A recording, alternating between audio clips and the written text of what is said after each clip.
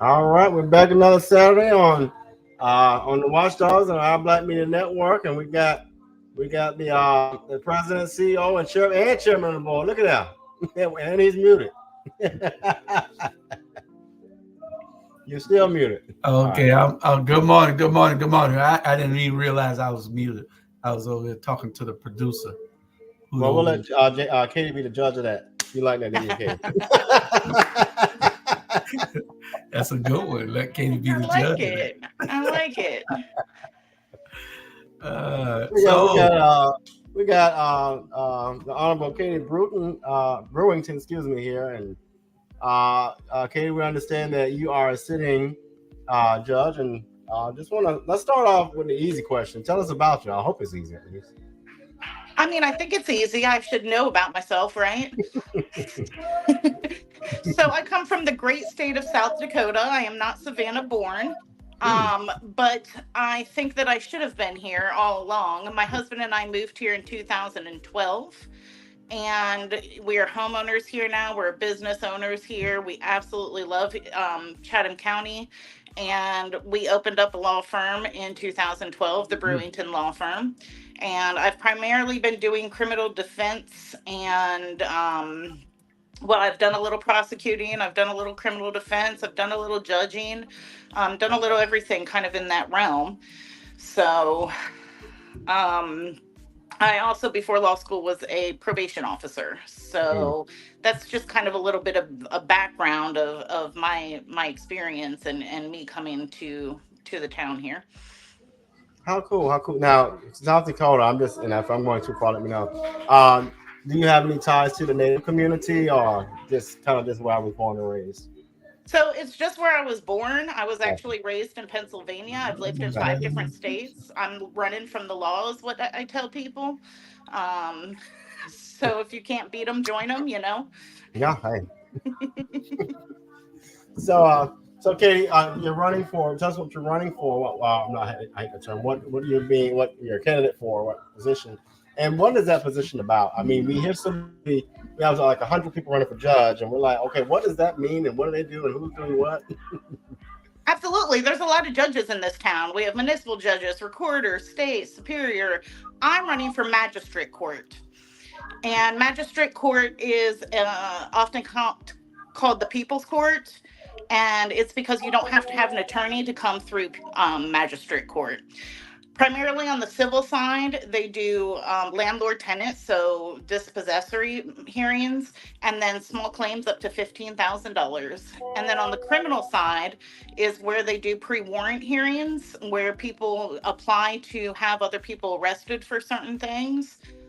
Or they do good behavior bonds, which are what I always tell my clients are if you see somebody in the streets act like an adult, it's not a no contact order. It's a order to make sure that people are behaving adequately if they see each other type of thing. So that's what magistrate court does. There's garnishments, there's auto abandonments, there's a little bit of those things, but primarily the four things I said is what they do. Okay, okay, awesome. Um, so did you tell us why you're running for judge? Why I'm running for judge is because I have been a judge now for about close to a year and a half. And I think that I'm doing a good job. And I think that I have really good experience from being a probation officer up to being a judge. And that it's kind of the natural progression to serve my community. I've been serving my community in so many different ways. Um, Through criminal defense, especially, the main people that I have as clients are low income clients. I get them in two different ways. I get those clients because I have a contract with the city of Savannah to represent low income clients in magistrate court for those pre warrant hearings, and then I also take federal court appointments.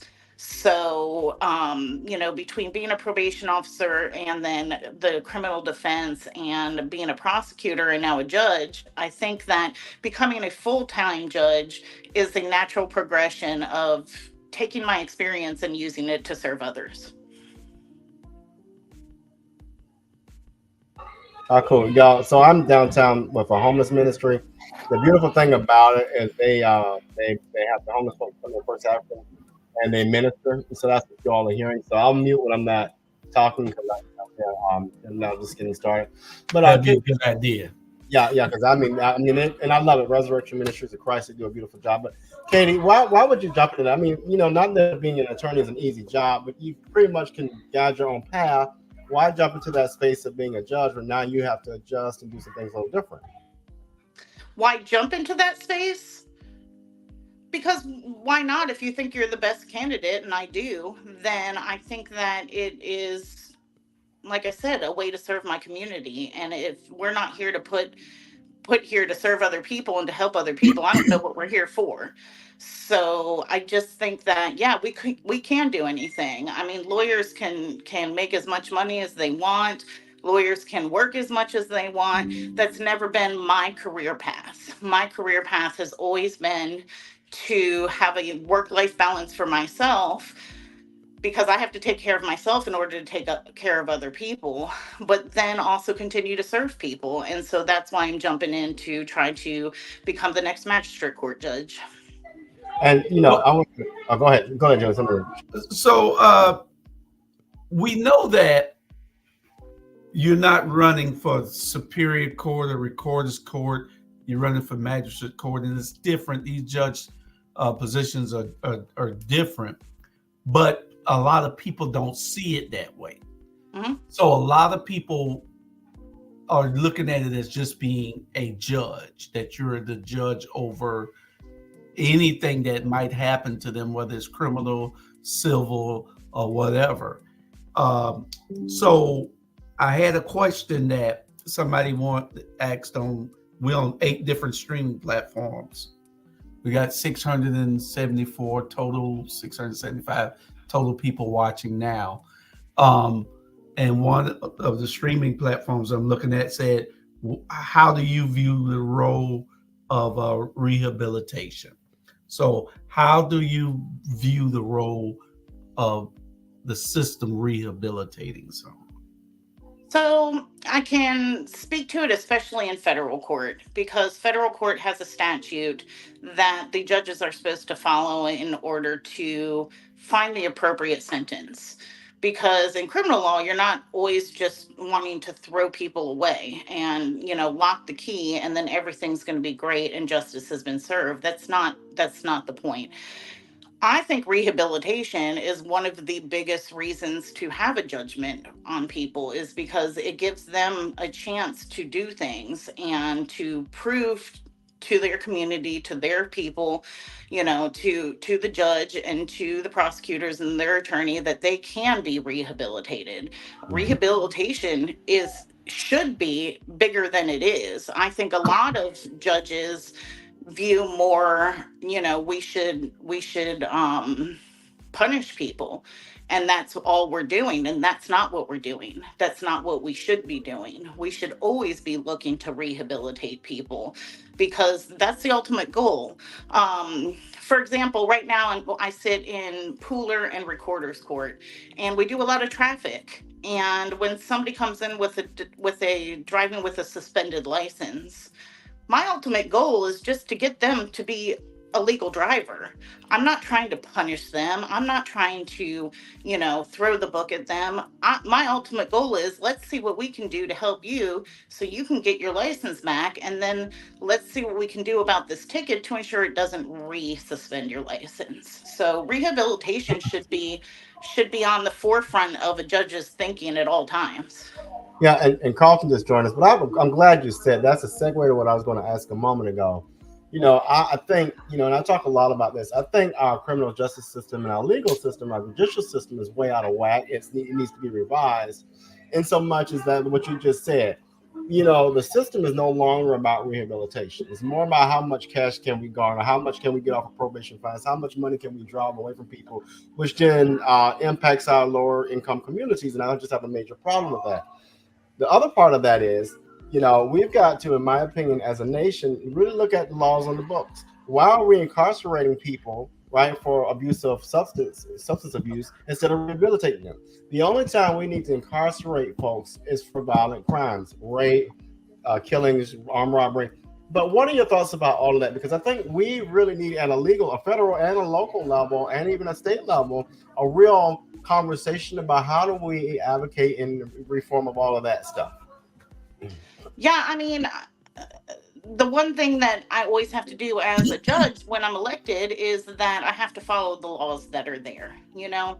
And so I would love to change the system. We all want to come and change everything, but I can only do what I'm going to do out of my courtroom. And that is to keep that thought of rehabilitation in the forethought of what I'm doing, because especially, magistrate court has very quick repercussions. You come into court and you may be coming in the front door and leaving in the back door with the sheriffs and going to the jail. That's a very real repercussion. And all of my clients say, well, I don't want to go to jail. Well, of course you don't. I don't want you to go to jail either. Nobody wakes up and says, yes, I want to go to jail today, surprisingly. But you always have to be looking at that and making sure that you are doing everything that you can without representing that person, without legislating from the bench, without that type of thing, to just make sure that you're always looking at what can you do to help others rehabilitate and get on track with dispossessories. My ultimate goal isn't going to be to kick out every person out of their home. I want people to do the right thing, and I want it to be fair from not only the landlords but also the people that are the renters. The process needs to be fair for both of them. We have our legal expert, Carlton Carr, joining us. Well, hello. I ain't gonna say legal expert. This is far from. But I read up a little. I had to read up on you before you came up on here. And I seen you've done a lot, from Ludowici to Chatham County, from defense to solicitor. So you've been in there doing a lot hopefully doing a lot for the people, not doing a lot for the man. I think I am doing a lot for the people. Before you came on, I said that I've tailored my practice to make sure that I'm representing mostly low income clients.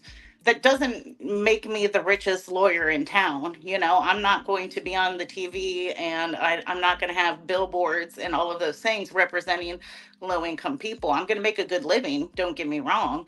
But I think it's very important that somebody with experience that has the passion to help people should take cases, of disenfranchised people that can't hire their own attorney and need somebody to walk them through the process. So you do private practice. You do private practice too, correct?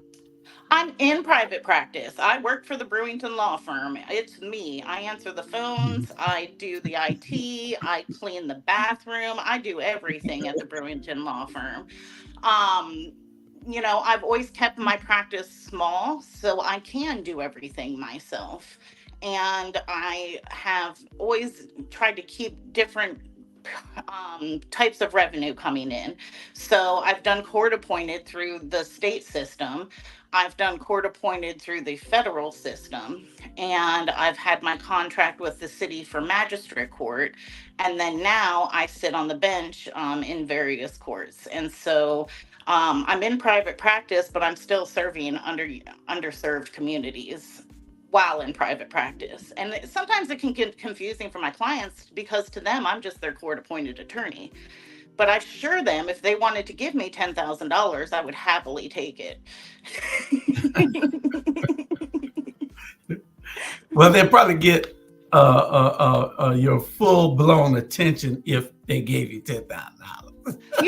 And that's the thing, Julius, is that's what clients say is, I wish that I could give you some money so you would do a better job on my case. And that's I can understand why people think that, because they didn't pick me, they didn't vet me, they didn't get to interview me and say that's the attorney that I want for me. They just got stuck with me. But I think that there are very good attorneys that are court appointed attorneys. There are very bad attorneys that are court appointed attorneys. There's good and bad retained attorneys. And so I work, if somebody gives me $10,000 or I'm getting paid X amount of money per hour through the system, I'm going to work just as hard for both of those people because that's what they deserve.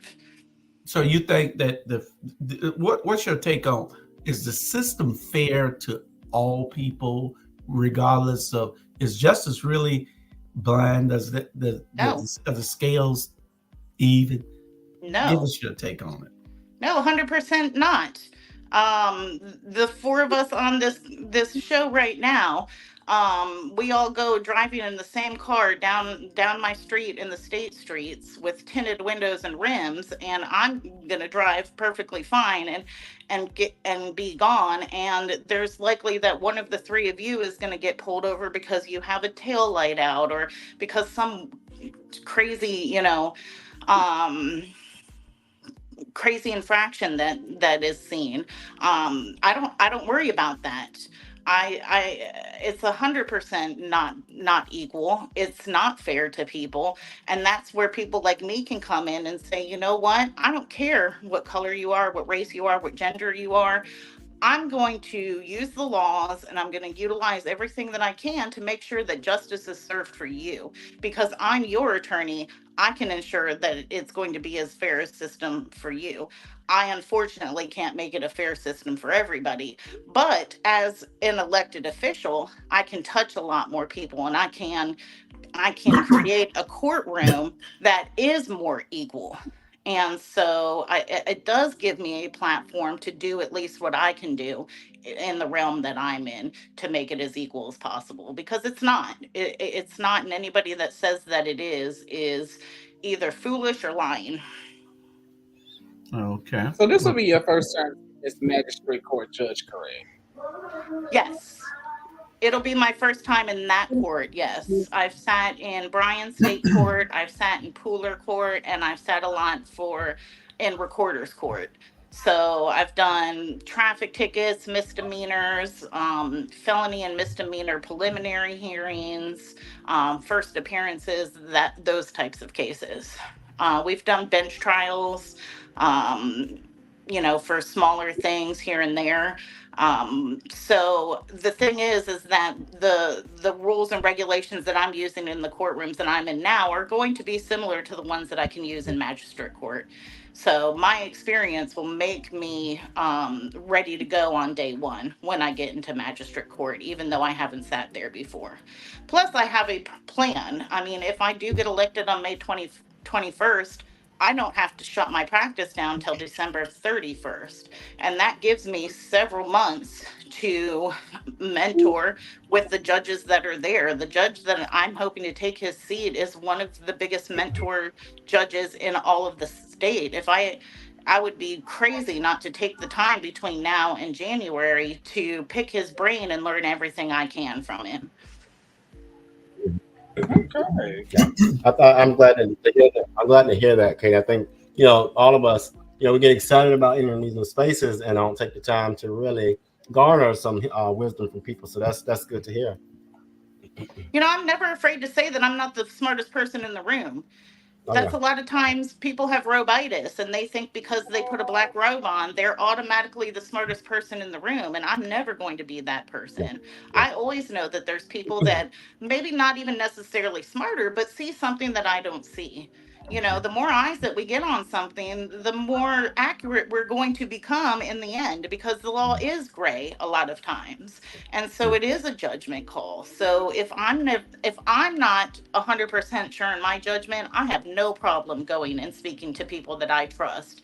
And I am lucky enough to have several people that are very, very good attorneys and very good judges that I can look to and ask questions of.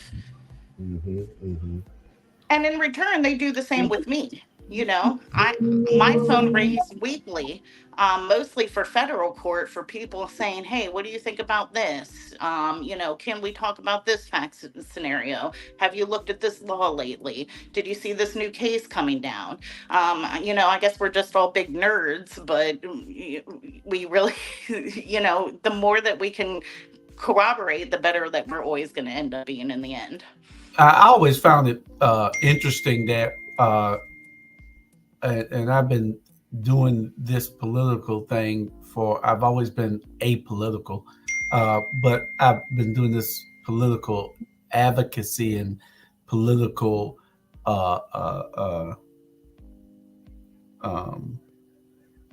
this political work as a consultant for over 9 years now. And I always saw when it came to judges, because being a member of certain parties that I was affiliated with, we would recruit people to run for office also. Hey, you make a great person to run for office. You make a great, and we go out and recruit them, but we could never get lawyers to want to run against these judges. That's because y'all have to appear before them and y'all don't want to run against them and alienate them or something. So I think that's a little bit of it. It's very notorious in Chatham County that if you get elected and you get that I behind your name, that you are going to probably run unopposed until you want to give up that seat. And we also have a lot of judges that probably should have given up their seat a while ago, but they just don't want to give up the power. And that's a problem. I'm not going into this job because I want power. That's the wrong reason to get into this job. So, I mean, I think that it's a little bit of other attorneys are afraid to run against, because we do have to be within those courtrooms, and we do have to sit there. Right now, the person I'm running against, she sits on the bench sometimes in magistrate court, and we have to tell the clients and everybody in the room that, hey, there is a potential conflict. We're running against each other. She's not an incumbent, neither am I. That's why we're running for this open seat. But I think that's a little bit of it, Julius. And I also think that there is kind of a protection among the judges that once you're in, you kind of protect your own, because if your seat isn't safe, then everybody else's seat isn't safe. But they only come out every 4 years like everybody else. You see a couple of judges everywhere, like Tammy Stokes, she's everywhere. Yes. I don't too much care for Lisa Colbert, but she goes a lot. Lisa's nice. No, we're not gonna go leave Lisa alone. Leave Lisa alone. I like both judges, and you know what? I love Tammy. I say the two of them will show up to the opening of a paper bag. They are very involved. Let me clarify. I helped Lisa Colbert the first time when she first got elected. I was everywhere for her. She got to follow law campaign, but speaking for her. Always, me and my wife was everywhere doing things for her. But I like a judge that has a backbone. I like a judge that's not trying to do what she thinks. She ain't going to jail for you. What she thinks that I don't know. The politically correct thing. I want you to do what the law says. If there's an opportunity for someone to do something, or there's an opportunity for you to see the law and say, well, he might be right. Let me kick it up to the courts so they can make a decision on it, because it's unclear. And I like a judge that has a backbone, that's not going to do what's politically correct, but what is correct, and in light most favorable to that person. If that person is not trying to violate the law, if that person is trying to do to better the situation, then do what's right, And you have that gray area. It's a gray area in there where you can find something against it and you can find something for it. Every time in law, that's how it works. So, and it ain't just plain and simple. Thank you. And cut and dry. And you know that from practicing law. You're talking about loopholes. Loopholes exist. And, I agree that the loopholes exist. And then sometimes you can kind of skirt a loophole, but you got to be careful with that too, because, judges, as soon as Keisha gives a call to you, as soon as they look left, here come WTLC with their foolishness. But do everything to help me when I come before you. That's all I ask. Yeah. You So, know, Katie, if you see him, I seem to be Katie, if you getting see him that a pull up, you lot, better run. Julius. That's so shady. That's so shady. The two What? things I get What's shady, is Carlton?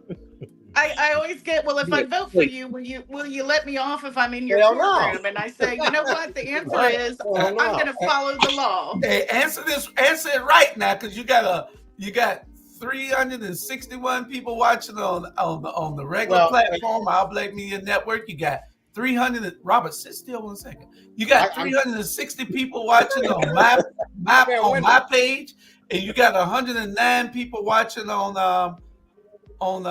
YouTube. So I got a million stuff. there's 829 people watching right now that's going to tell their friends all about Katie Brewington. So we're going to go to a quick commercial. I'll play it, Robert. And we're going to go to a quick commercial and come right back and then let you. We got a couple of more questions for you, because we got a couple of hardball questions for you coming up. So don't get scared. I'm ready. Let's go. All right. Hi, I'm Katie Brewington, and I'm running for Magistrate Court Judge. Magistrate Court is often called the People's Court because people represent themselves or are pro se litigants. Magistrate Court handles civil claims up to $15,000, dispossessory proceedings, pre-warrant applications, and good behavior bonds. I'm a great candidate for judge because I have the experience, compassion, and drive to get the job done. I have been a probation officer, a criminal defense attorney, a solicitor, and a municipal court judge, and I will take all of that experience to get the job done. So remember, vote Katie Brewington, May 21st from Transformative. That's what Sonya Jackson is. Creative. That's what Sonya Jackson is. Compassionate. That's what Sonya Jackson is. Leadership. That's what Sonya Jackson demonstrates. Dedicated. That's what Sonya Jackson is. Chatham County, there's never been a tax commissioner like Sonya Jackson. She has made the office more accessible, more consistent, more convenient, and more service-friendly. Let's keep Sonya Jackson while she takes the tax commissioner's office to new heights.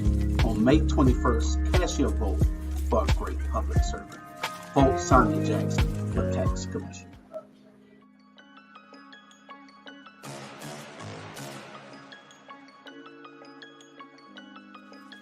Hello, I'm Richard Coleman, and I'm running for the office of Sheriff of Chatham County. And when I'm elected, I promise to inspect what I expect. Chatham County, it's time for a change, and that change is me, Richard Coleman.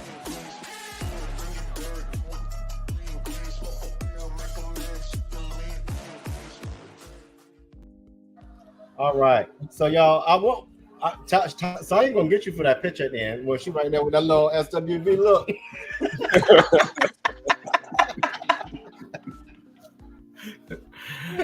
We back. And we're here with Judge Katie Brewington. She's a sitting judge in Pooler, Georgia. And then she's running now for the Chatham County seat of Magistrate Court in Chatham County. So, Judge, we appreciate you coming out. Absolutely. And we ever get a ticket in Pooler, we just hope that we go in front of you. Yeah, now I know I can speed. I can speed in Pooler. Well, I don't see any of y'all speeding, so it shouldn't be a problem now. Don't never pull my record. Never. Okay, so tell us, how do you, one of the other questions was, how do you handle cases involving sensitive topics such as race, gender, and religion?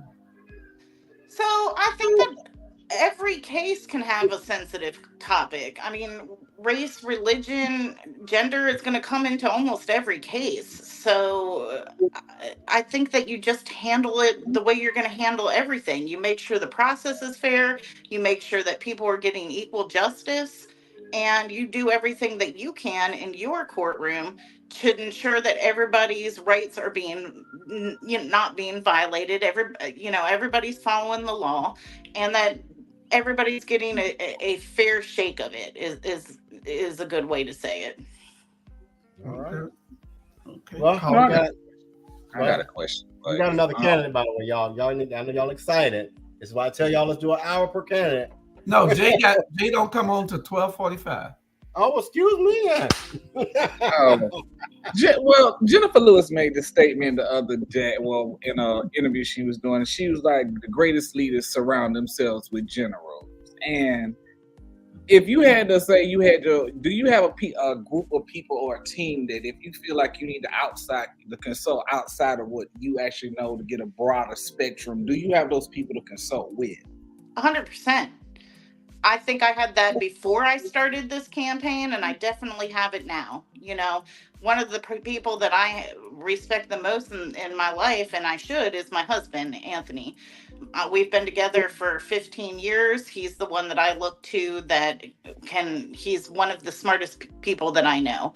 I have a lot of mentors and a lot of people within the legal community that I can look to for help. And then I have friends that are outside of the legal community, because sometimes you just need eyes to look at it that aren't critical and haven't been maybe a little jaded that day or something like that, and get some new eyes looking at it. So yeah, and I also believe that if you are lucky enough to have this community around you, then you need to reach your hand down and you need to help others up with you. One of the things that I have always tried to do, and my husband and I have maybe had a little disagreement about it, is I've always tried to help other attorneys maybe go out on their own and start their own practice, or start working in federal law, or start doing bigger cases than they're used to. And my husband always says, hey, you're training your competition. And I don't believe that. I think that I'm just helping train others that I wish I would have had that when I first came to town and I was a brand new baby attorney. And I didn't. And I had to figure everything out on my own. So not only do I believe in having that community around me, I believe in reaching my hand down and bringing up people along with me. Because the better that we all are together, the better the system is going to run. I thoroughly agree with you on that, because currently I serve as a bus driver for Chatham County, and the one thing that I always try and do is when I get as we said, the babies come in, I try and educate them and teach them the ways so that they learn and they grow and be the best people, so they'll stay and they'll love what they do. Yes. So the fact that you sit there and you go out and you mentor these baby lawyers or these other people out here around you to make them better people so that they'll be better people throughout their career is absolutely amazing. Well, thank you. Okay. Now, we know you. Do you have aspirations one day to sit on the Georgia Supreme Court or the U.S. Supreme Court? Everybody asks me that, Julius. They say, are you just going to use this as a jump off? Because magistrate court isn't the sexiest court. Half the time people don't even know where it is or what we do there. But no, I think that if I had the chance to move up, I would have to seriously think about it, because I think that magistrate court is very important.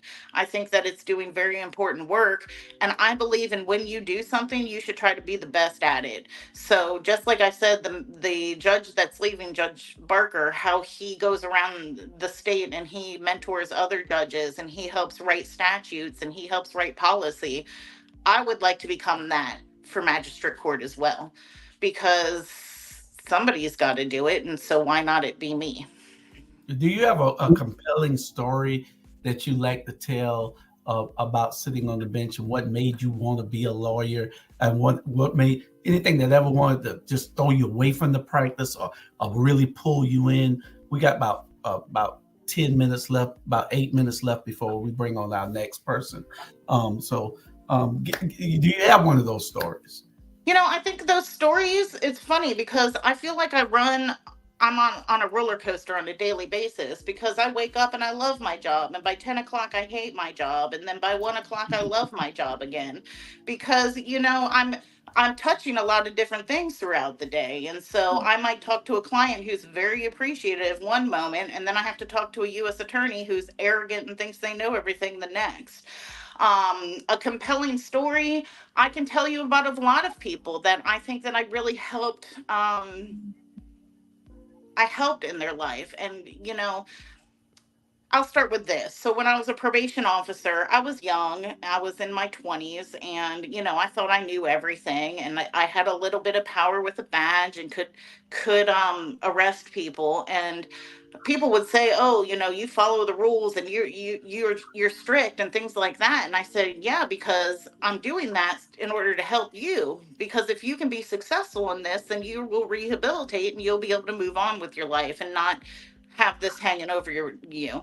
And so a couple times I had clients that were horrible to me. They treated me like crap, and the entire time just hated me for being their probation officer. And then they would call 6 months later. They would call a year later after they were off of my caseload, and they would say, "Thank you. You did exactly what I needed at that moment. I needed somebody to be hard on me. I needed somebody to make sure that I was following the rules because I wasn't going to do it myself." And so I think that's what led me to law school. When I went to law school, I was not going to practice criminal law. That was not ever the dream.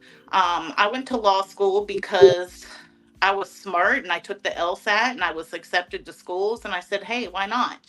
I don't know that I necessarily had this great burning passion, and that's what everybody wants to hear, but I don't think I did. I think I did it because I could. And then when I got out and I started helping clients and I started seeing that I could help somebody, and I could help them rehabilitate, or I could mitigate their circumstances, or I could walk them through. I've represented a murderer in federal court. you know it was very obvious that he had done what he had been accused of doing, and we went to jury trial.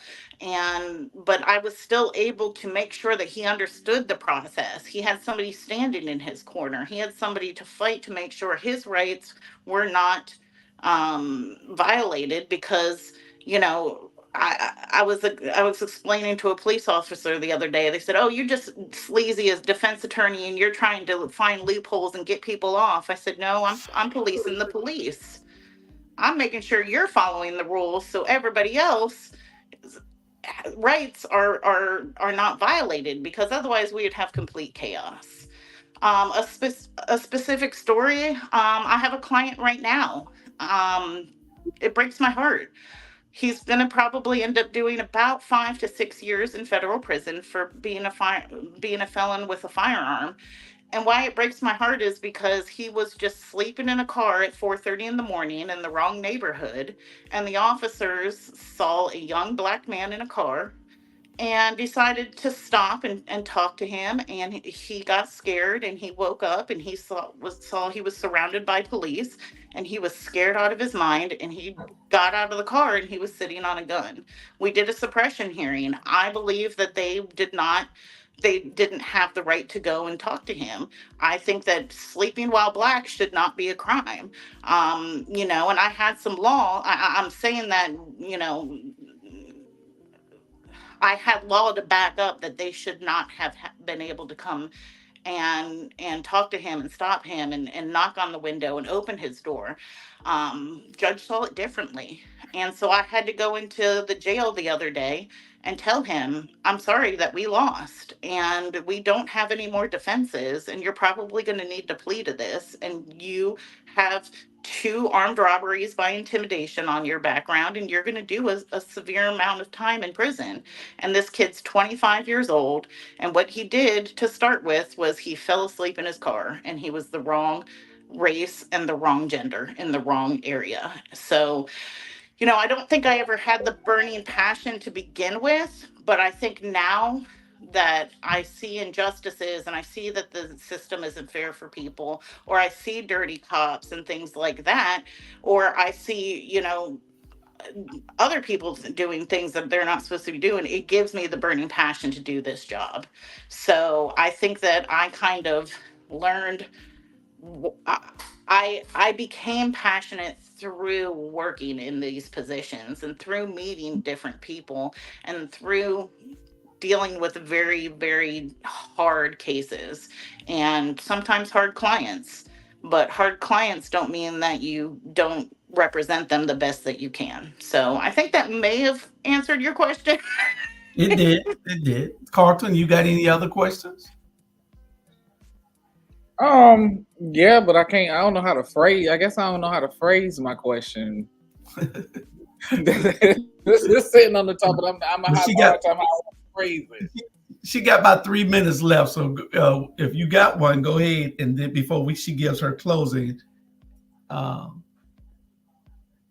You know, I can think that a lot of people that I know that whole aspect, and the fact that you went above. I ain't gonna necessarily got to push on this next statement, but the fact that you went as hard as you did for him makes the difference. Because the one thing that I know is usually when you're a public defender, most public defenders have a heavy caseload. So they have more versus a paid lawyer, heavy case versus a paid lawyer. You have a heavy caseload, so you have multiple people you have to deal with. Whether it's a paid attorney only has maybe 1 to 2, so they get to allocate a lot of time.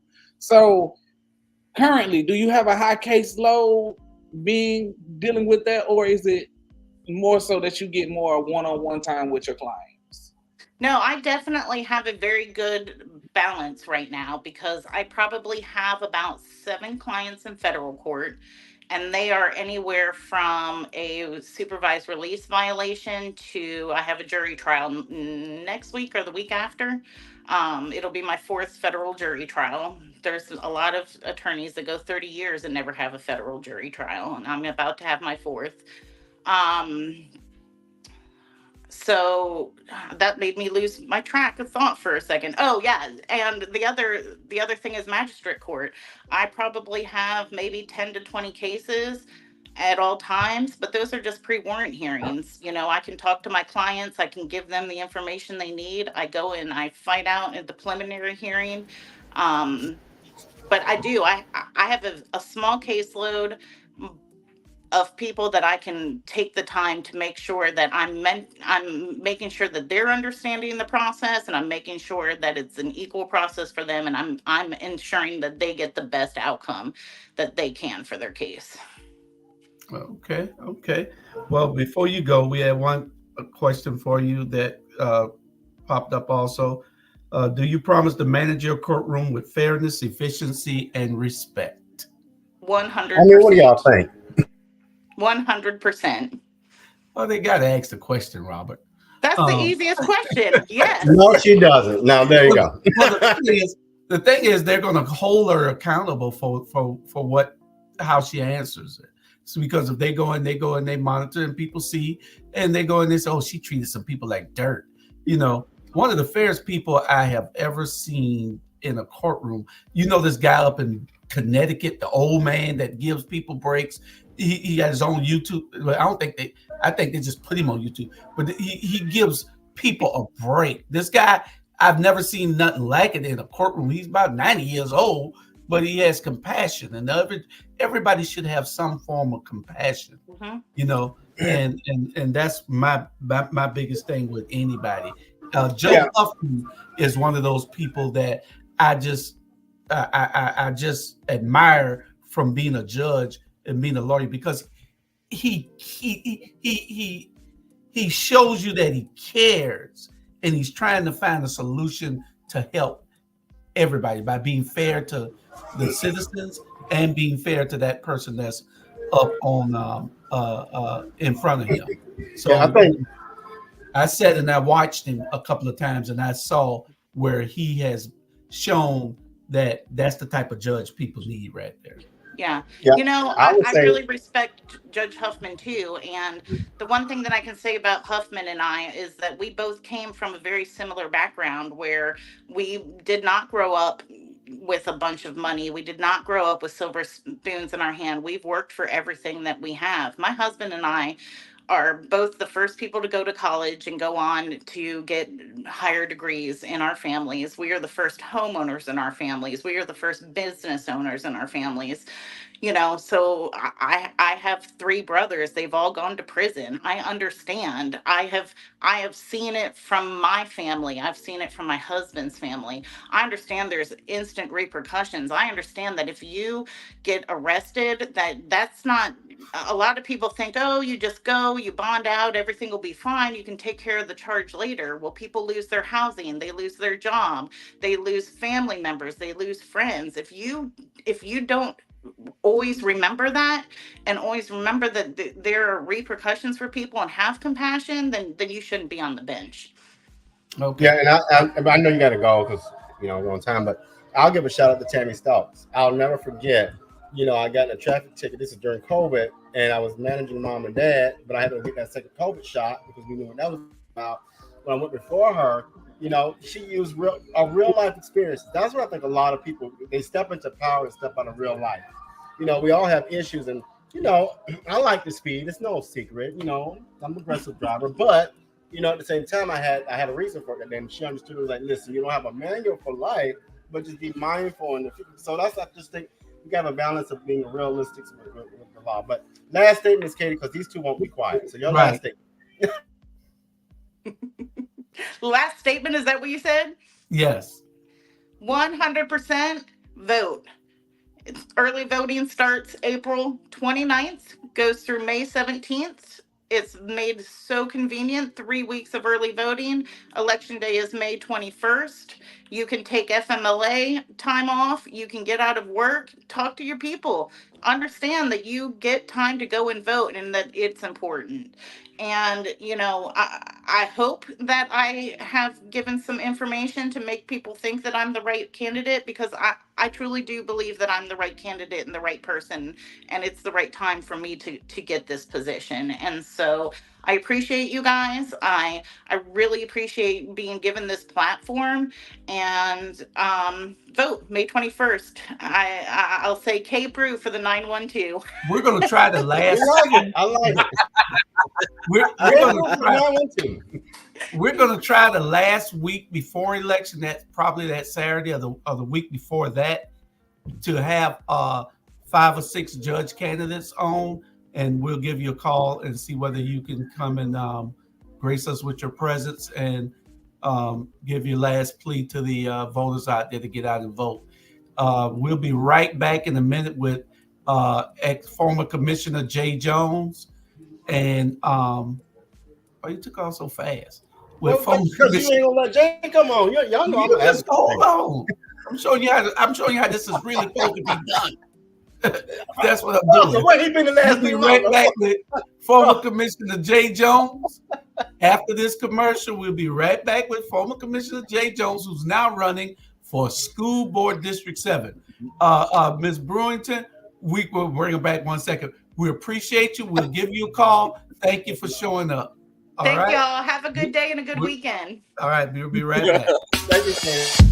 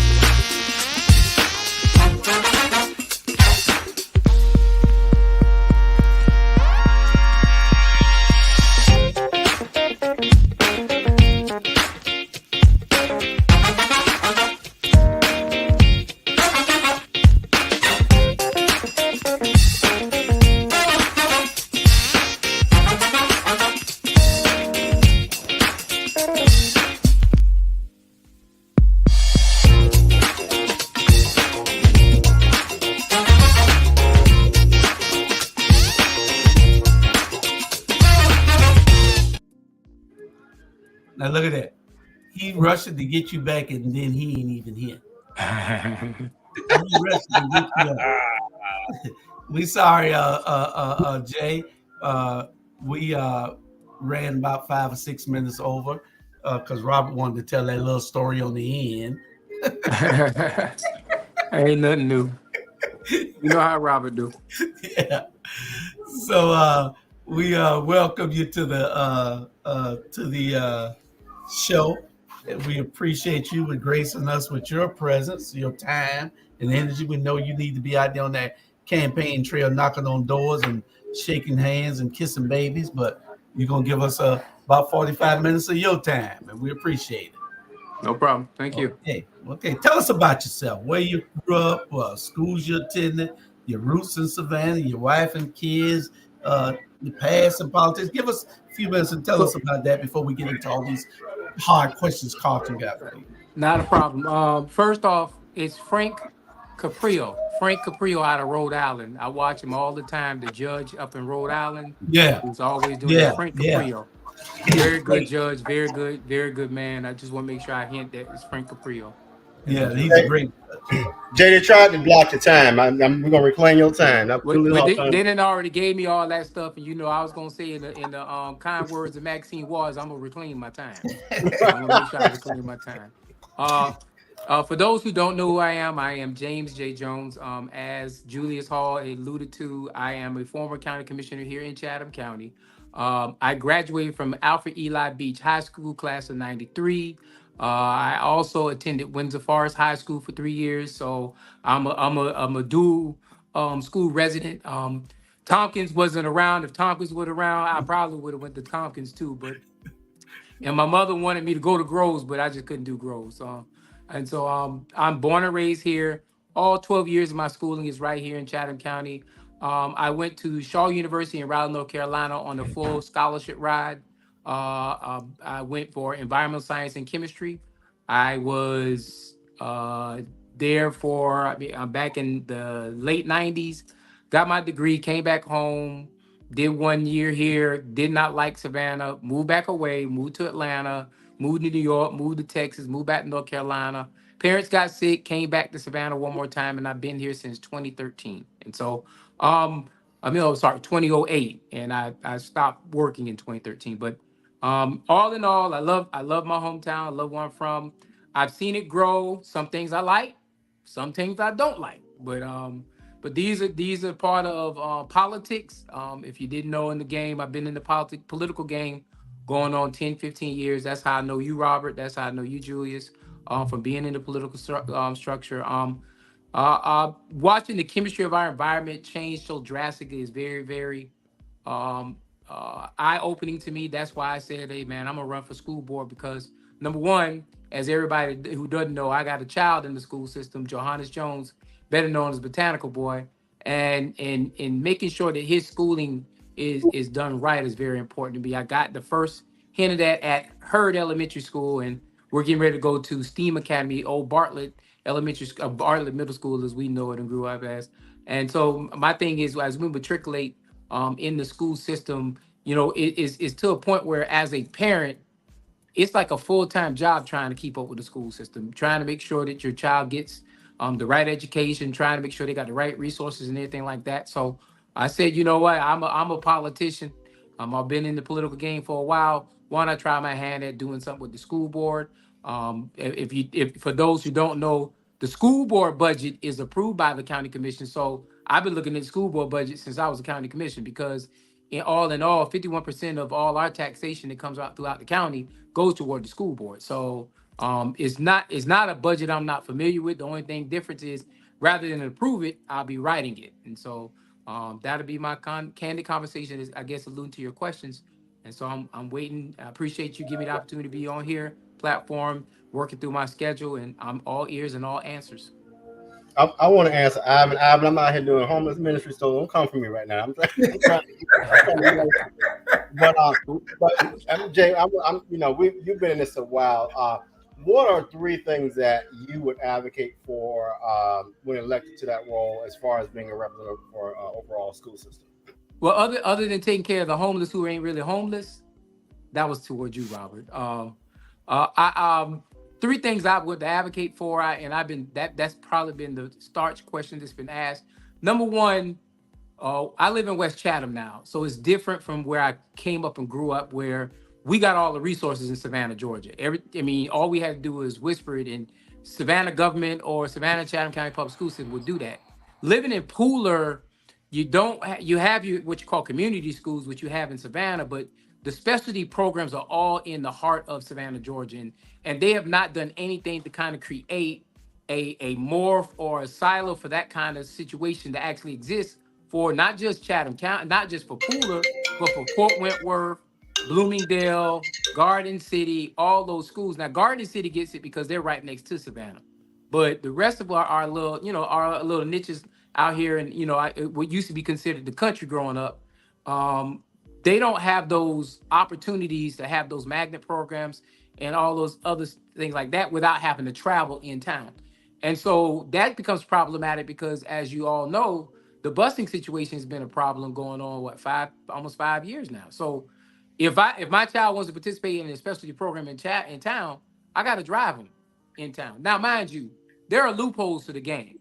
I can go ahead and sign my child up to be a sped student and take advantage of all the resources and everything like that. But it shouldn't be I have to find the loopholes in order to get those resources. Those resources should be available to me. If my child wants to be an engineer and he should be able to go to Jenkins, and it should be a busing situation where he goes to Jenkins, or vice versa. If somebody in Savannah wants to go out here and we want to create those systems out here in New Hampstead, or the schools that actually are provided out here, the same accord should be available. So I think the first thing is, it's a two part answer to that. First one is, transportation. We need to really take a deep dive at transportation, the transportation model, and make sure it's effective and working for all our kids and not just some of our kids.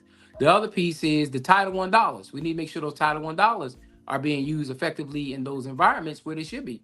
I think we have a situation where we have some schools who collect Title I dollars, but those Title I programs aren't really building the best we can possibly get at those kids. And so having a real true evaluation of how the Title I dollars work, sped dollars work, and all those kind of different programs work is very, very important for us. And the last thing is a shake up on the budget. And I know that's the question y'all gonna probably ask me, but a shake up on the budget. We have a new superintendent.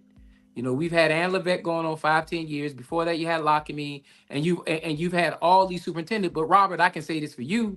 Me and you were in school systems. There was a sign when you came into Savannah, Georgia, that said we were one of the number one rated schools in the country. Not just in Georgia, but in the country. At one point in time, Chatham County used to be a trademark for schools within the confines of not just Georgia, but for the country. We can get back to that. But only way we can get back to that is we got to get politics out of the education system, and we got to get leadership who actually going to work for the kids and not for economics. Well, it's funny you talk about transportation. Our new co-host, who's a younger brother who I'm trying to, train and bring up through the ranks of this podcast, Carlton, is actually, I hope I didn't out him, but is also in that space of being a transportation specialist here. So, Carlton, let me turn on you because I'm sure you got a few questions to kind of provide. Everybody's favorite question is always, we want our kids to be bused from here to there. We want our kids to be bused from here to there. But when it comes down to it, like right now, we're currently in the process of doing the mileage report of how many miles we actually travel from route to route. When it came to those busing kids from West Chatham all the way from Fort Wentworth, way out to the Chatham County line to, as you say, the STEAM schools, but it's a cost. And the fact of the matter is, y'all don't have nobody in Chatham County has the retention to keep bus drivers here.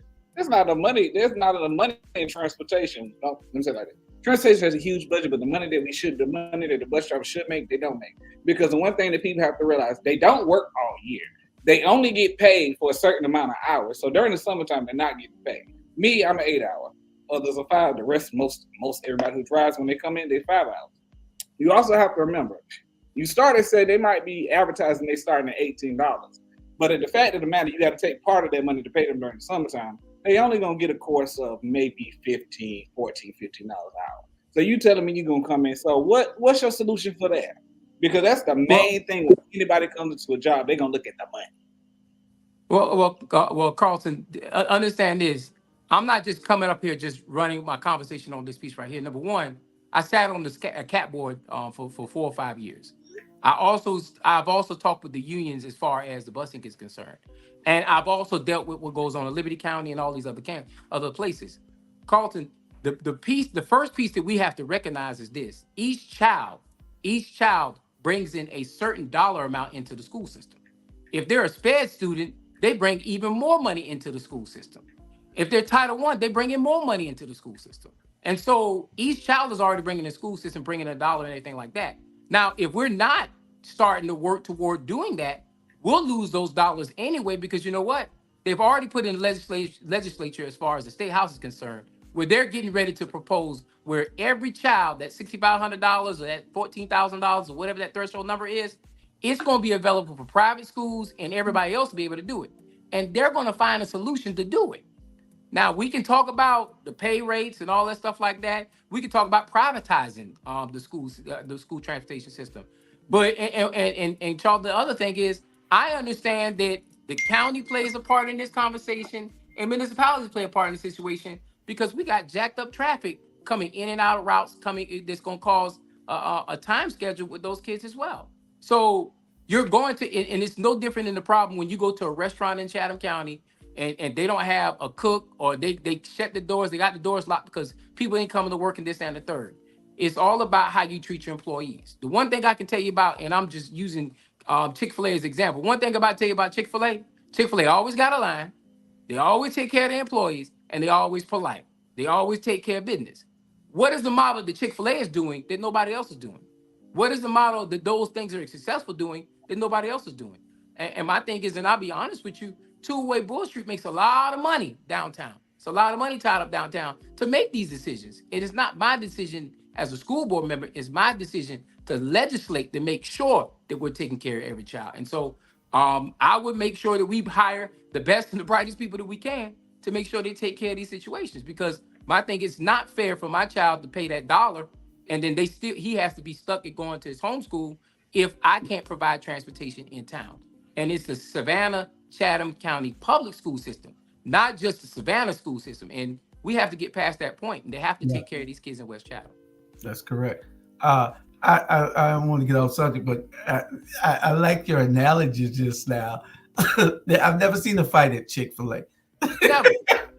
Because if you go in there with a problem, they solve it for you. You go into Waffle House or Burger King or Crystal's or McDonald's, they want to fight you. You go to Popeyes, you're gonna wait forever. The Popeyes down the street from me, they always got the front door locked. They always got locked. And then, well, baby, we ain't got nobody to work today. Yeah. I mean, it's all about conditions to how you treat your employees. And I think, if it's an issue there, Liberty County, I'll tell you straight up, Liberty County don't have the problems we got.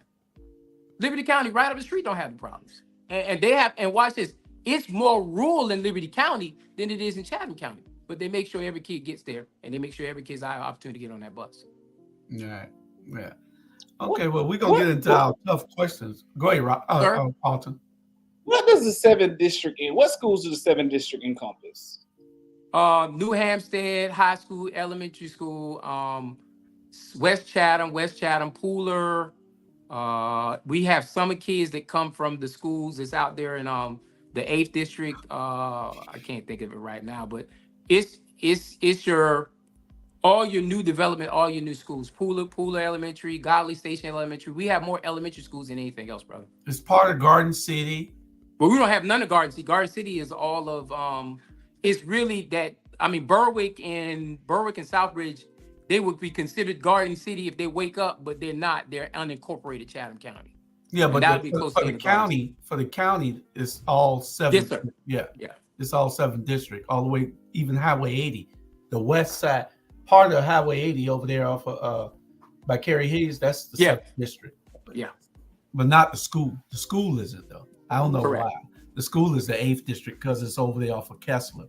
Because what they do with us in West Chatham is they put a Band-Aid on us. It's the same thing they did when me and Robert were in school. They did a Band-Aid for the South Side. And Carlton, when I went to school here, I went to 5 elementary schools. You know why? It was all based on attendance. So every year, because I lived on the South Side, we went to a different school. Every year I went to a different elementary school. Every year I went to a different elementary school. And so it's all about population. And whatever population had where we can group that 180 kids, that's the school we would go to. And that's how Savannah Chatham was back in the day. Mm-hmm. Did I answer your question, Charlton? Yeah. Carlton? It did. Mr. Carr, did I answer your question, brother? It did. Okay, first question. Well, third or fourth question, but what is your take on teaching sex education and the rights of the LBGTQ? I ain't like how y'all blend that. I ain't like how y'all blend that. That ain't a good blend, but go ahead. They are two different. They are two different conversations, but I'll go ahead and give latitude to both conversations. LGBTQ conversation. Number one, it's a part of our society. It's a part of our community. We have to acknowledge the fact that it's a part of our society and part of our community.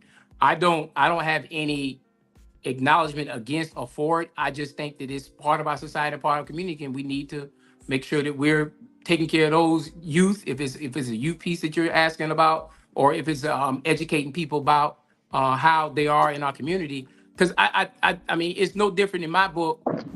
Talking about how we need to be inclusive about women, how we need to be inclusive about ethnic groups. Is just a part of our society, and so when we separate it, you put blinders, you put highlights on it.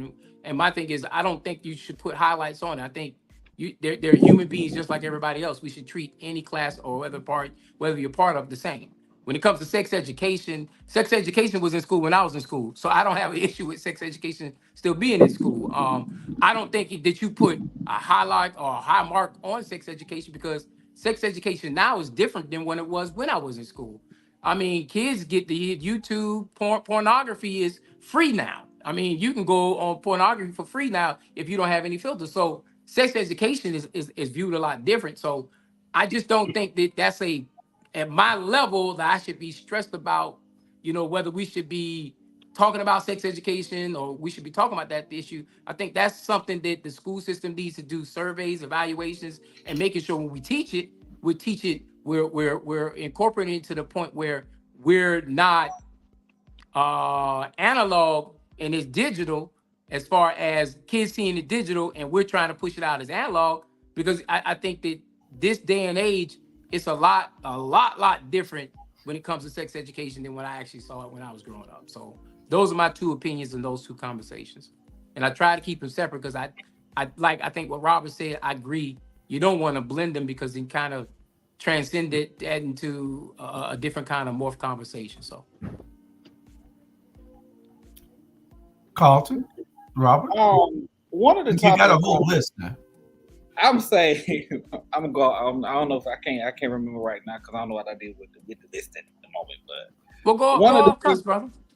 One of the topics of conversation when I attended a lot of these school board meetings recently is the banning of books, because these parents come up to the parents find out these kids are reading certain books and they have certain words in it that they don't like. Because I remember one lady, she was in my ear. I know I can't say on air what the lady said to me in my ear because she was whispering and spitting in my ear about it. But just know it's kind of vulgar. But they was very upset that the schools had these books in there, and they felt like the libraries of the school board should have vetted these books before they got in there. And I was like, so what's your take on this? Do you feel like they should have to individually read every book that goes into these school libraries before they go in there? Mr. Carter, I'm going to ask you a question. You ready? Go ahead. If you want to read something and someone tell you can't read it, but you really want to read it, what you going to do? I'm going to find a way to do it. You're going to find a way to do it. So when it comes to, and I know you're asking me the question, I'm just putting the analogy back at you, brother. When it comes to books, man, you're not going to. First off, there's two different kind of conversations related to the book bans. Number one, I learned a long time ago. Julius knows what I'm getting ready to go. I learned time ago. You want to keep somebody from somebody, put it in a book. And what's happening now is, guess what, Mr. Carter, we starting to read, and because we starting to read. Now they want to make sure those books aren't available no more. When you're talking about books that's related to understanding slavery or understanding your narrative or understanding your history, especially as an African American, understanding your history, those are books that are being put on the list as well. Because you know why? They don't want history. And watch this. It ain't just about me and you and blacks learning the history. It's about their own kids learning the history of where they came from, because the best way to keep a person ignorant is not to give them the evidence that history actually existed. And so most history we got, the best history we got, is what's written in the book. Now, mind you, I don't understand a lot of books that I saw were banned. I don't understand why they were banned, because there were books that they wrote. And when I say they wrote the history the way they wanted to perceive it, or history should have been perceived. And now, because we're reading it and we say, okay, let's do our research. It's eye-opening. When I came up in school, when I had to write a paper, I had to get an encyclopedia. I had to read a book. We didn't have the internet. Kids right now is at the fingertips. There is nothing hidden no more. It's the same conversation about sex education, same conversation about books. You can get an Audible and you ain't even got to read no more. You can let the phone read to you now. Technology has come so advanced that my thing about conversations about what books are available to read and what books aren't available to read, kids ain't reading the actual natural book anymore anyway. My son got an iPad, a cell phone, a computer. He got all the technology in the world. He ain't picking up no book. He picking up a book because the teacher telling him to pick up a book. But if it's a book he wants to read, he downloads it, he gets it, and he reads it. So you can't keep subject matter from kids being able to read. I think we got to concentrate on the books, and what books we really want to focus on are those books that are history books that tell you about your history, tell you about your story, tell you where you come from, tell you where you need to go so you don't make the same mistakes your ancestors did. I think those are the books we need to concentrate on. But putting a full ban on books, and my thing is, there are certain times in the county commission, I just did not entertain those conversations. That's the conversation I'm going to entertain because I know kids are going to find a way to get to whatever narrative they want to learn, and they're going to learn it. So well, you know those the wacky ones, they're gonna come there protesting and acting a fool. You got one of them running for state rep now, I think. Yeah, she is. But they had to told her out one time on the police. Yes, they told did. her out one of the other meetings of the Board of Election Board of Elections meeting. But you got a whole group of these fools. The guy that ride around with the flag. Yeah, he blocked up the road yesterday. On Yes, sir. I love it. You got a lot of wacky people, and it's not just happening here in Chatham County. You got these wackos all over the country talking about banning books because it has sex in it. And like you said, you can get that's called insecurities. People are insecure about the things that they want to do they can't do. So that's what that's about. Let's just be very wacky. They just scared to do what they want to do. I think that it's not only that, Robert. I think that they just want to complain. It's a certain element out there that just wants to complain. They don't want to find nothing right in anything that is being done. So they started with the school boards, trying to get the school boards to see how it works with the protesting and showing up and acting a fool. And it didn't work. It ain't working except in the redneck parts of the country. Yeah. Well, let me slide this question to you because it's so ironic. I was just passing by the young brothers. You know, we have young brothers here in Savannah that'll sell their water, so on the corners. But it's no secret that our nation and our country and different school districts, including ours, have been disproportionately unfair to Black males. What can we do, or what would you advocate for to direct funding or resources or whatever for making sure that we have some type of specialized spotlight to support our African American brothers, more so in our inner city areas and our lower income spaces? I think there's efforts already being done. I know for a fact, it's kind of hard going into schools. We did during the Christmas holidays. Johannes donated paper. We did donate paper to 25 schools. When we do that, the first thing that's always asked is, can you come in and start a mentoring program?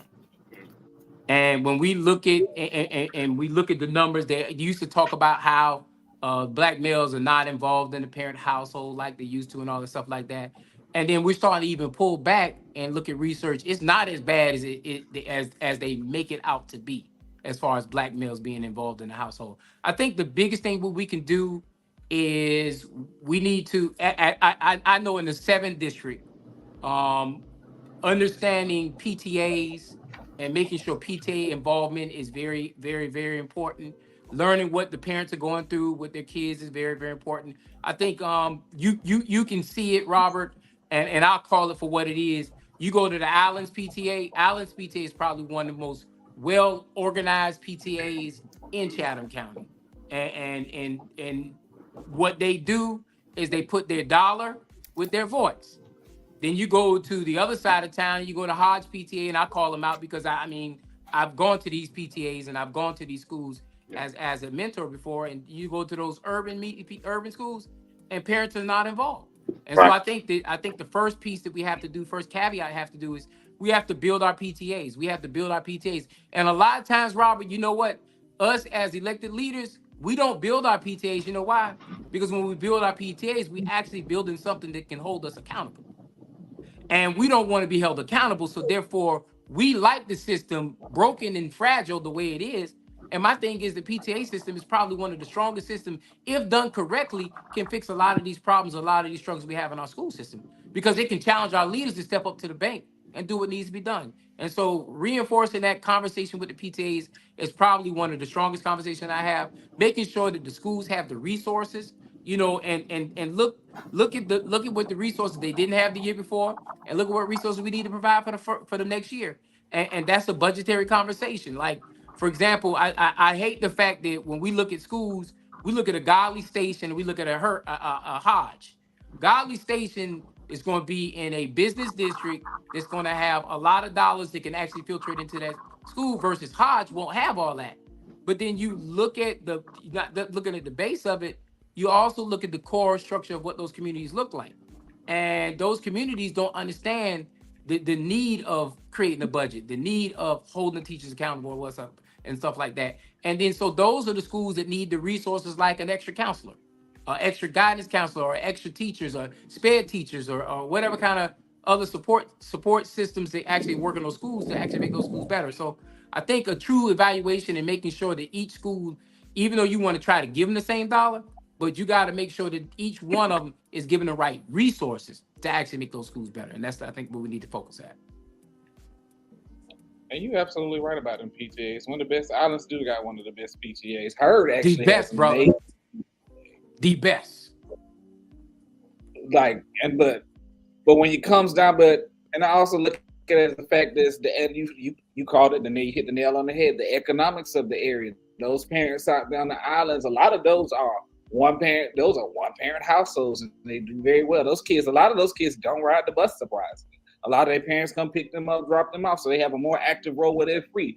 Versus the parents at Hodge, they have to work a lot more because they don't have the economic resources in the household to sit here and say, hey, one parent is going to work and we're going to be on this PTA. So you are absolutely correct. The community involvement is the key to getting everything done, but it's hard to get people to see what they don't want to see, because the eye only sees what the mind is prepared to comprehend.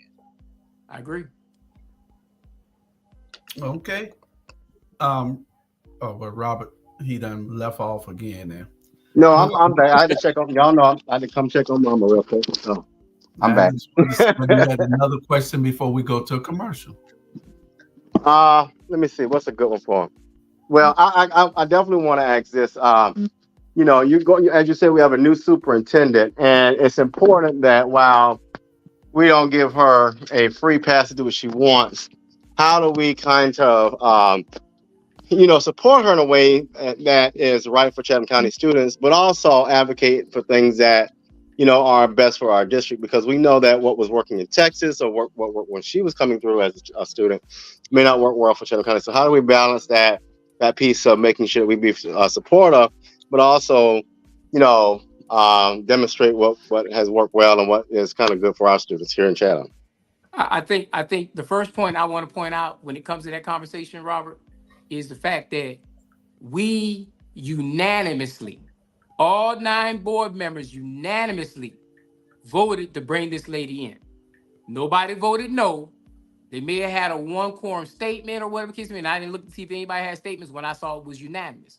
So when we unanimously put somebody in play without any quorum, that means we're accepting whatever she's offering to us. In business, when you unanimously put somebody in play, you accept that person for at least 6 months to a year so we can see what their strategy is, their play is, whatever case may be. Now, mind you, it doesn't mean you fall on the sword on everything she puts out there. You still give her guidelines, you still give her support, you still give her those things that she needs to have. But we unanimously put this young lady in this office. And so that means we need to be putting as much support as possible with her.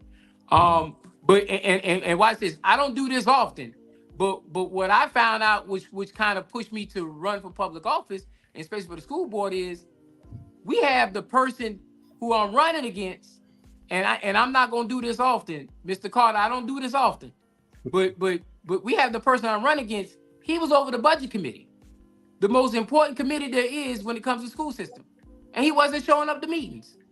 He wasn't even calling meetings. We wasn't even doing anything budgetary wise to actually make this thing happen. And so when you got school board members not even following through on what they need to do after you put somebody brand new in office, that's our problem right there in a nutshell. And my thing is, you also got to look at the fact, Robert, that the budget we approved this year will be her first budget, because she was working on the former superintendent's budget all last year. So whatever budget she presents now is going to be her budget. And so we got to look and we got to pull down with good eyes to make sure that when she puts forward this budget, there's some changes that's going to be earmarked, and some things we should accept the first year. Some things we should say, hey, next year we'll put that in the budget next year. But I can tell you right now, the first thing I hope to get out of it is I'm gonna explain to her. I say, look here, man, I want this budget because we know, we all know, those people who follow politics knows the state of Georgia is going after public school dollars. They want to pull public school dollars and put it into private schools. They already take the best athletes and everything like that.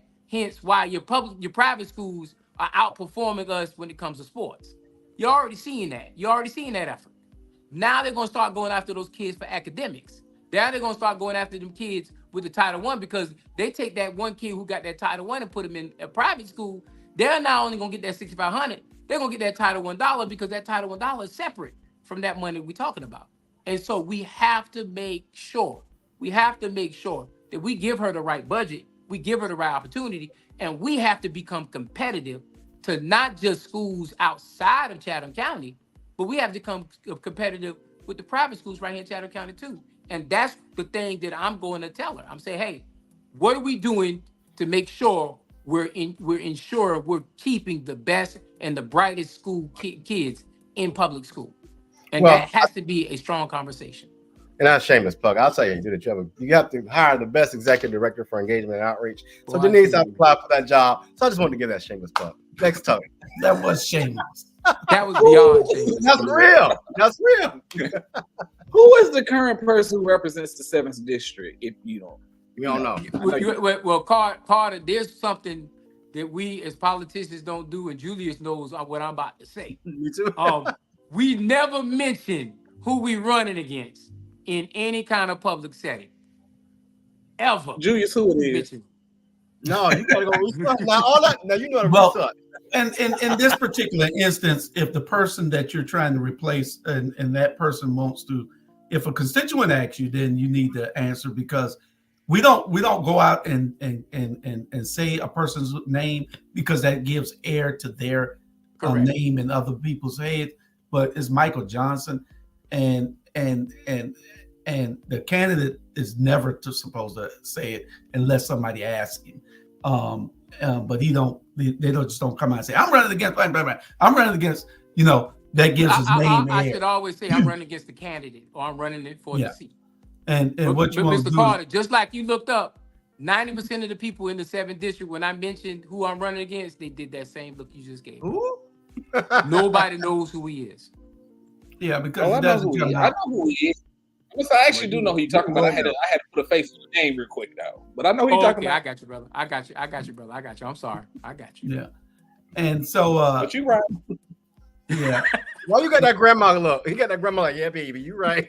and because at certain times you have to be able to put yourself against their policies. How that's one of the questions.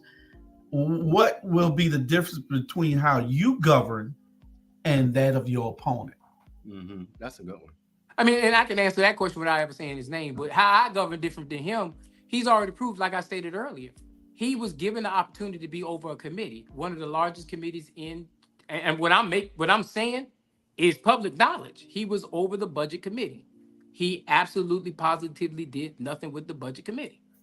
And my thing is that budget committee steers how we use dollars and transition dollars, whether we need to come up with new budgetary items, we need to remove budgetary items, we need to, enhance budgetary items. All that comes from the budget committee. And so my thing is that's one of those committees that's a very, very important committee. Policy wise, I'm a policymaker. I'm a person who understands policy. I'm a person who understands how you manipulate policy. Coming from my seat is a little harder because I don't have Savannah at interest, and Savannah has 4 policymakers on the board. So those 4 people are always going to be Savannah driven, where I am going to be Pooler driven, where I'm going to be West Chatham driven. So my conversation has to be with the 8th district. My conversation has to be with the 6th district. My conversation is going to have to be with the 5th district, and make amends with those 4 people to actually move policy. I've done it before. It's not something I have not done before. So it comes a question of, you know, I mean, when you get in the seat, how do you maneuver policy? Sometimes and I can speak on it now, you know, with the library, Southwest Library. I wanted to make moves with the Southwest Library and make it where we got more activity or extended hours at Southwest Library. If I would have made it a public conversation and being the commissioner of the South Side, I wouldn't have got no support. But because I had a conversation with the library, then I had a conversation with the county manager, and I had a conversation with everybody else, it got done. And it didn't require me to make a public conversation about it.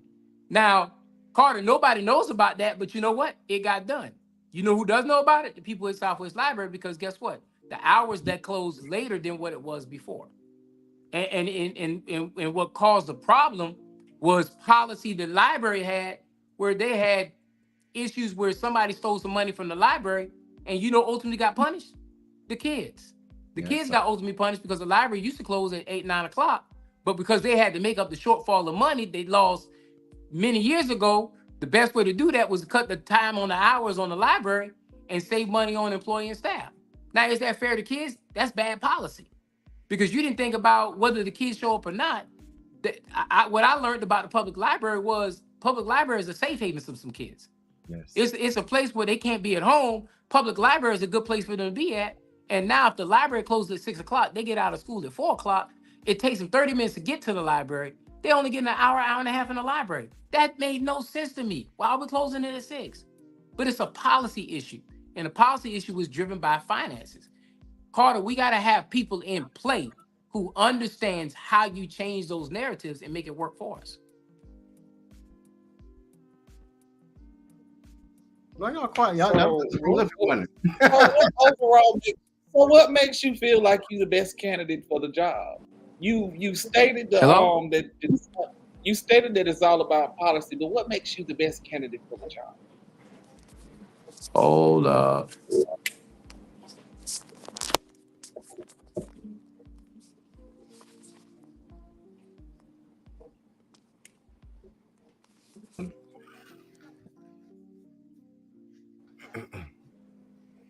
I got you.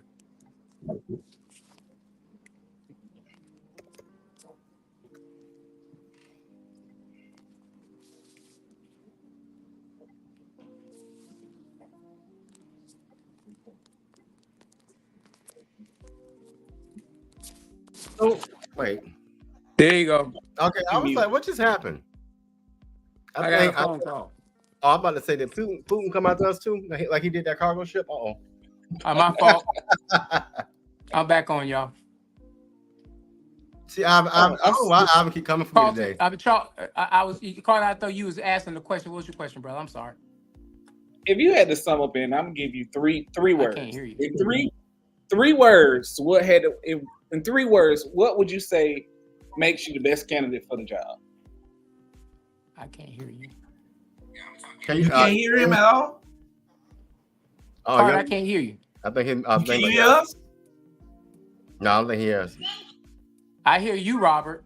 Oh, okay. Oh, he said, what are the if you were to sum it up in 3 words, what would be the 3 words you use to describe why you're the best person for this position?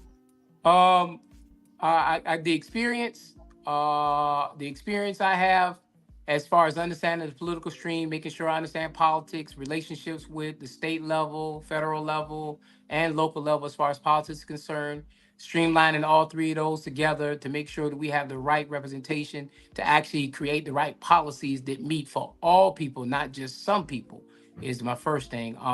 The other piece is political aptitude, making sure that we understand that I just don't. I'm not in it running as just a candidate running. I'm running because I actually have a child who actually lives in my house who is ultimately affected by that. So I actually got skin in the game when it comes to understanding this affects my household more than anything else. And the third thing would be I think that this leads us into a greater relationship because I bring experience from the county once again, who's the group of people who approves the budget. Now I become the person who makes the budget that's approved by the county. So I've already seen the tail end of what the budget looks like. Now I can see what the root of the cause looks like. And this is a great time because you got a new superintendent. You have a lot of new people that are going to be downtown going into after June 1st when the new contracts are issued. You got a lot of changes getting ready to happen. So this is a good time to actually not just make changes within the confines of within that building, but make sure we make effective change, and use that lateral movement of how the community is changing as well. What? Can you hear me? I can't hear you either, Julius. That's weird, but he can hear me. But go ahead. Yeah. Well, probably y'all both probably got cricket. That's probably why. And me and Carlton got on T-Mobile. Oh, Jessa has. I think I got AT&T for her. Ask him. I don't know what's the technical difficulty. I don't understand. So I can't hear Julius. I try go back out and come back in. That might be what it is. Okay. Just totally go out and come back in. I might be all translator today. Not today up in here. I think go all the way out. Yeah. Oh, okay. Carlton, you showing half your face most of the time. I don't know why, because right now I'm showing most of it, but the whole thing is showing. Yeah, now it is, but it kind of end up drifting like. I don't send no comment now because I know I feel like I don't want to send a comment. Well, I haven't gonna get on you and on Charlie Brown and Bernard. Can you hear us, Jay? I can hear you now. Yeah. Okay. Next question.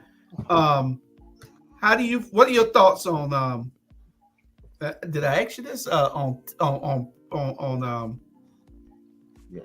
tax money being used for private and religious schools? Well, you didn't ask it, but I mentioned it earlier. He kind of touched bases on that earlier. Oh, okay. I wanted to make sure because that's one of the questions that we had. What are the top needs for your district? Well, I mentioned that too earlier too. For the whole school district? Where was that? Okay. I got some tough ones now. You want to bypass those? I got some tough ones. No. I mean, look here, Julius. I'm gonna give you whatever answer comes. Hey, so I mean, there's no such thing as a touch question. One on our YouTube page, I see that somebody said you said that those questions were. I mean, that what you said was researchable and public record. Do you know how your opponent voted on teacher raises? I don't know. Being honest with you, I don't.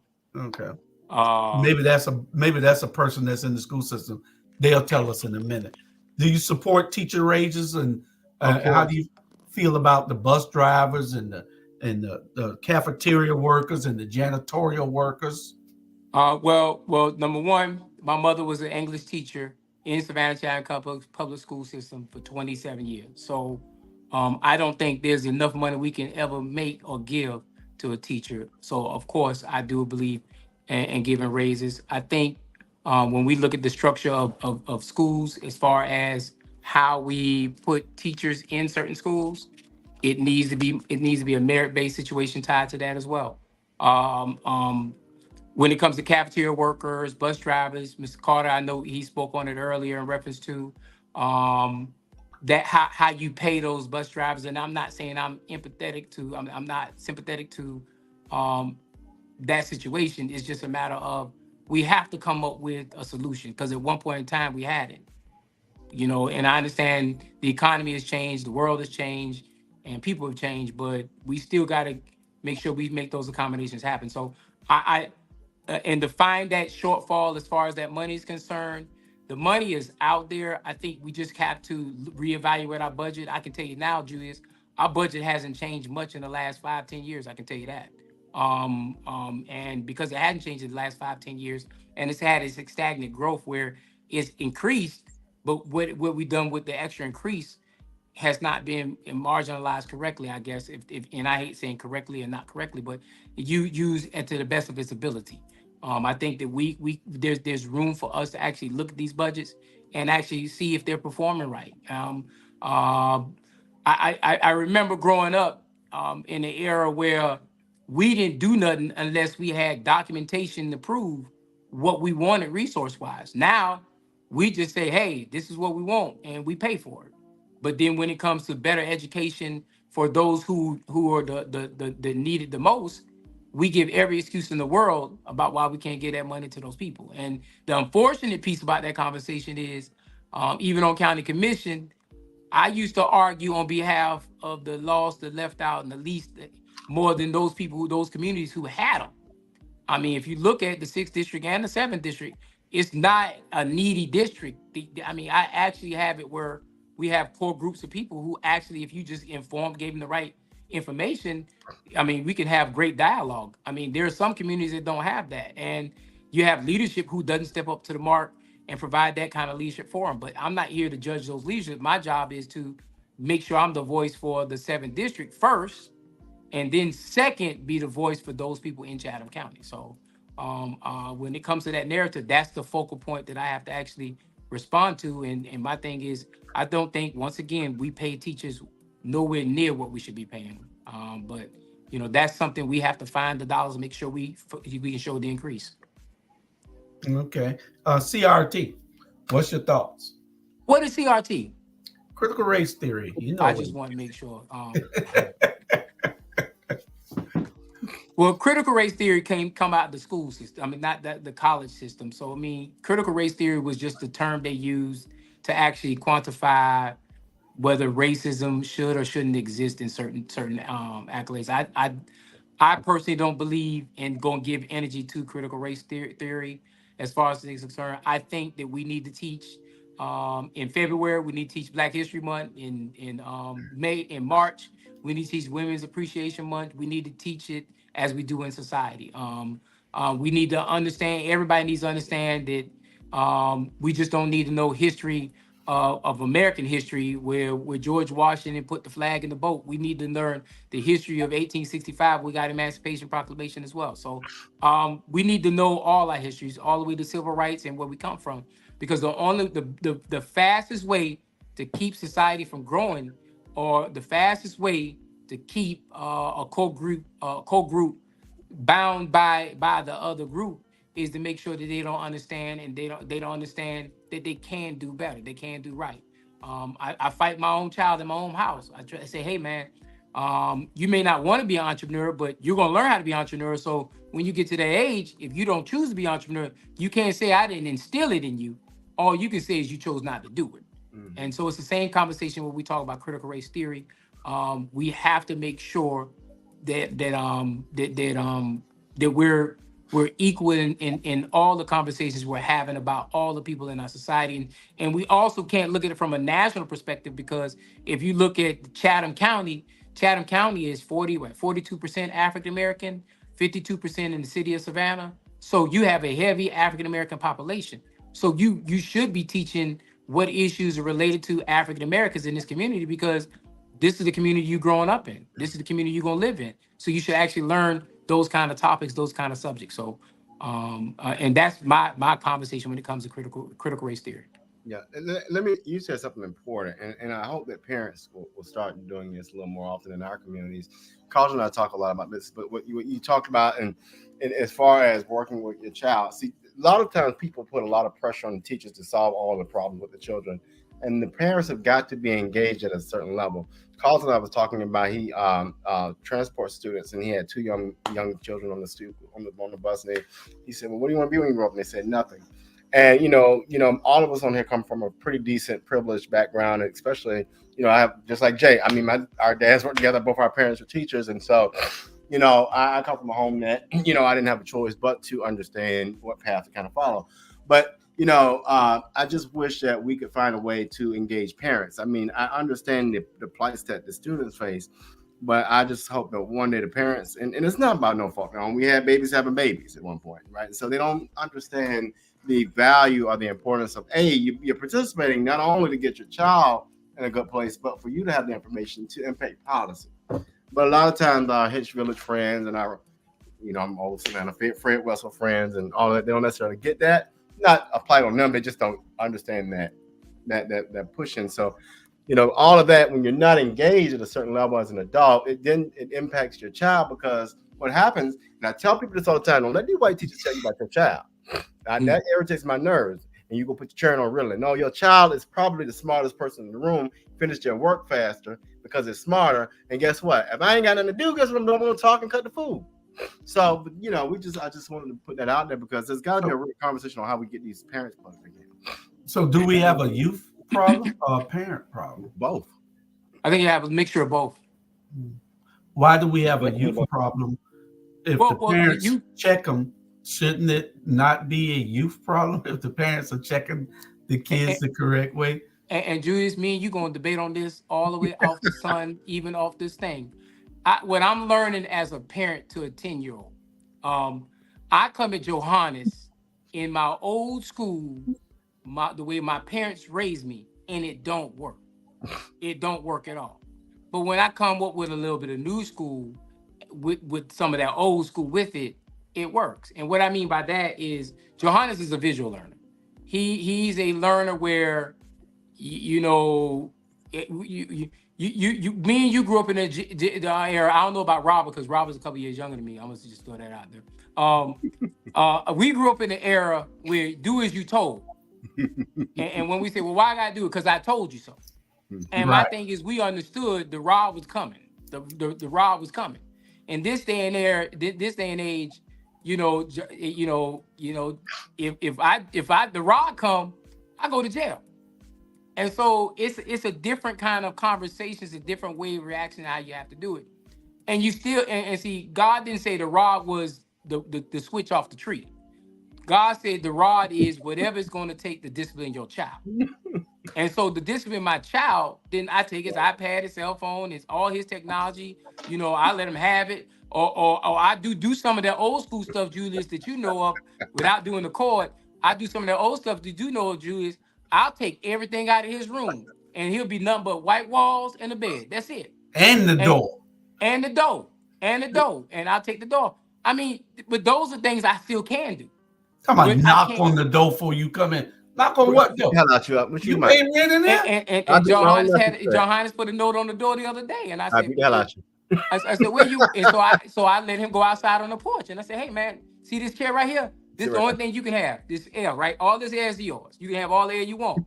Now you can't come back in my house until I give you give you permission to do so.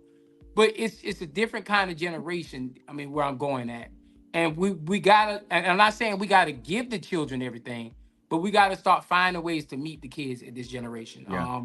And at first, Julius, the old school in me do not like that conversation there, but I understand that that's just the way the generation is, and I think a lot of it has to do with this too, Julius. When we came up, all the teachers that I'm gonna just say for me, every teacher at Windsor Forest, and Robert can attest to that. Every teacher at Windsor Forest, they knew my mama personally.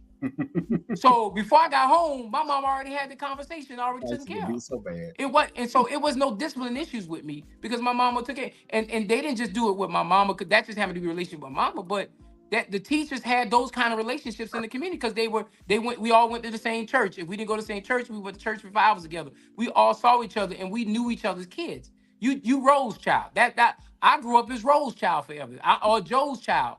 I was never James. I could never every time I run and I talk to anybody, say, Carter, and if you ever run for office, Carter, if you ever run for anything, you don't say who you are, you say who your mama is. You say who your daddy is. Because when you say who you is, they say, I don't know nobody named that. But when I tell them I'm Rose son, or I'm my grandmother's a Kennedy, or my grandmother grew up on the west side, or whatever those old things, that's how we generalize things, And so I mean that's what Julius, not to ramble too far with the conversation. This generation is different, and we got to stop saying that they're lazy. They're not lazy. They just do think they make money in a different way, or they think in a different way than we do. Yeah, we got to they're start wired. acknowledging those ways. They're wired differently. But Correct. my thing is, we have a declining enrollment across the nation of students into the schools. Students are going to school when they feel like, and I know part of it is the parents having to go to work and leaving the kids there to go out and go to school, catch the bus on their own. And some I got kids that not my kids. I'm talking about mentoring kids that live in my community out here. I got 8-10 boys out here, and they call me at various times. They done overslept, and I got to get up and take them to school, because their mom done gone to work. The dad ain't there. The mom done gone to work. Mm-hmm. So I get up and I go take them to school. Ask my wife. Right. I get up all the time and take these kids to school. They done overslept because they're working. They're 16, 17, 18 years old, and they work in McDonald's till 11 o'clock at night. That's real. Then they coming home, and then they on their phones talking to their little girlfriends or boyfriends or whatever for hours. Then they going to sleep at 1 or 2 o'clock and then oversleeping and then calling, Mr. Julius, can you give me a ride to school? You going into Savannah? That's the hard because you're gonna cuss them all the way out, all the way down. So Julius, what you just explained to me is we have a priority issue. I mean, it's simple and plain. We have a priority issue. I mean, school is not the top priority. Now, I mean, I can't answer that question, but why is school not the top priority? Well, I mean, in some regards, if I'm going to an environment for 7 to 8 hours and all they're going to do is fuss at me, complain at me, it's an antiquated system and it does not fit within the genre of a TikTok or a phone conversation about boyfriend, girlfriend, stuff like that, and it's not relatable to me, then I'm gonna treat it like an unrelatable task. And the biggest thing that I struggle in my own house is responsibility. That's another piece. If we're not teaching responsibility, as far as understanding, when I walk in the house today, I'm yelling at the top of my lungs because the clothes ain't getting washed or the dishes ain't getting washed. It's a responsibility conversation, and I say that to piggyback because I think this society is not enforcing responsibility on kids like it was enforced on me and you. And so how do you create a new narrative of understanding responsibility or even making it relatable in the school system? Because there are kids who do love going to school. I talk to a lot of kids who do love going to school. And you know why they love going to school? Because they're engaged in certain different things. Yeah, that let them go to school. I mean, everything is learned. It's a learned process on everything that we do. We do things because you're teaching Johannes things and that's what he'll learn along the way. You're a good parent. And then every parent is not a bad parent. A lot of parents just don't have the time, have to work, don't have the energy. And some of the kids are just at that point where they're 12, they're really acting like they're 18. When they're 14, they're acting like they're 20. These kids are grown now. I got a goddaughter that's grown as hell, and at 16, grown. And